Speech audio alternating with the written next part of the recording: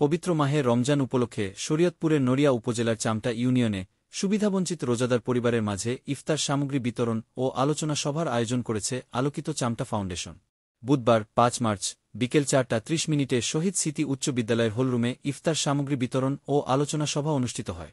অনুষ্ঠানে অতিথি হিসেবে উপস্থিত ছিলেন আলোকিত চামটা ফাউন্ডেশনের উপদেষ্টা ইঞ্জিনিয়ার কাহেদ নজরুল ইসলাম, চামটা ইউনিয়ন পরিষদের চেয়ারম্যান নিজাম উদ্দিন রারি, আলোকিত চামটা ফাউন্ডেশনের উপদেষ্টা নুরুল ইসলাম ছয়াল ও আব্দুস সালাম ছয়াল, শহীদ স্মৃতি উচ্চ বিদ্যালয়ের সাবেক ভারপ্রাপ্ত প্রধান শিক্ষক ইব্রাহিম খলিল, ৪৭ নং দিনারা হাট সরকারি প্রাথমিক বিদ্যালয়ের প্রধান শিক্ষক মতিউর রহমান, শহীদ স্মৃতি উচ্চ বিদ্যালয়ের শিক্ষক মুসলেম উদ্দিন সর্দার, চামটা ইউনিয়ন ৮ নং ওয়ার্ড মেম্বার আনোয়ার হোসেন খান সহ আরও স্থানীয় গণ্যমান্য ব্যক্তিবর্গ উপস্থিত ছিলেন।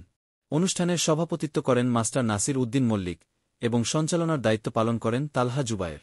আলোচনা সভায় বক্তারা মাহে রমজানের তাৎপর্য, দানের গুরুত্ব এবং সমাজে মানব সেবার প্রয়োজনীয়তা নিয়ে বক্তব্য রাখেন। বক্তারা আলোকিত চামটা ফাউন্ডেশনের এ ধরনের জনসেবামূলক উদ্যোগের প্রশংসা করেন এবং ভবিষ্যতেও এমন কার্যক্রম চালিয়ে যাওয়ার আহ্বান জানান।